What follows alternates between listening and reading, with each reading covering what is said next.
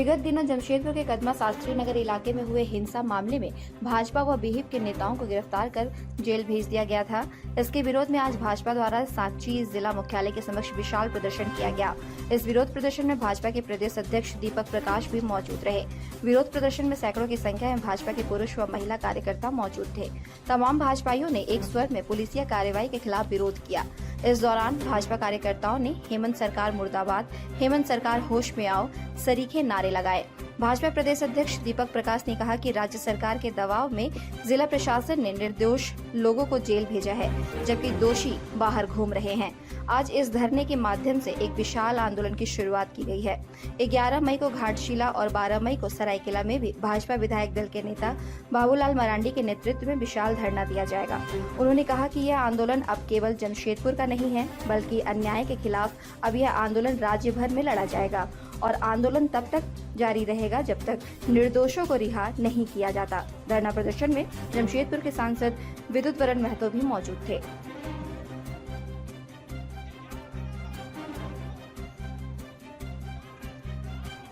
धरना अन्याय के खिलाफ, तुष्टीकरण के राजनीति के खिलाफ और जिला प्रशासन जो लगातार राज्य के मुखिया हेमंत सोरेन के इशारे पर कथक डांस करने वाली जिला प्रशासन के खिलाफ और हम लगातार तुष्टीकरण की राजनीति का विरोध करते हैं। हमारे 19 कार्यकर्ता जेल में और राज्य की सरकार के इशारे पर फर्जी FIR डाल करके अभय सिंह जैसे सरीखे और अन्य कार्यकर्ताओं को फर्जी मुकदमे में जेल के अंदर डालने का काम किया है और राज्य की सरकार लगातार अनेक ऐसे कई जिलों में इसी प्रकार के काम कर रही है। हम तुष्टीकरण की राजनीति का विरोध करते हैं। हम सर्वधर्म समभाव पर विश्वास करते हैं। हम हर एक पंथ, हर एक धर्म को आदर और सम्मान के दृष्टिकोण से देखते हैं, लेकिन हिंदू समाज पर हमला होगा तो हम सबसे आगे खड़ा नजर आएंगे। अभी सभी कोल्हान के सभी जिला मुख्यालय पे इसी प्रकार के धरने का आयोजन है।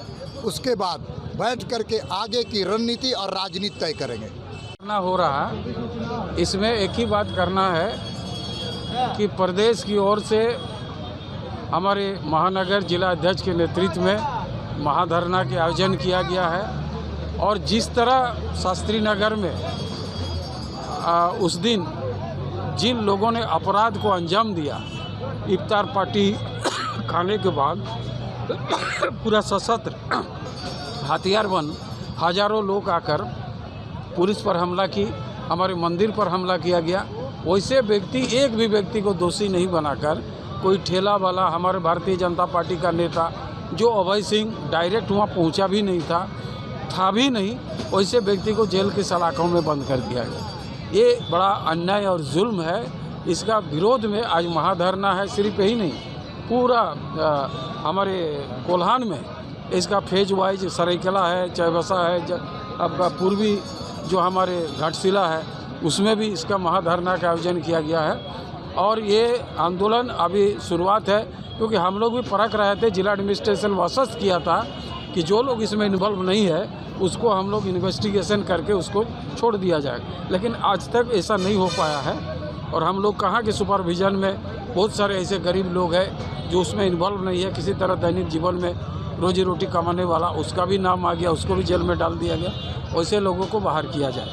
तो आज हम लोग देखने के बाद जब इस तरह का कोई आगे जिला एडमिनिस्ट्रेशन आगे बढ़कर काम नहीं किया, इसी का परिस्थिति में आज से हम लोग चरणबद्ध तरीके से आंदोलन शुरू हुआ है।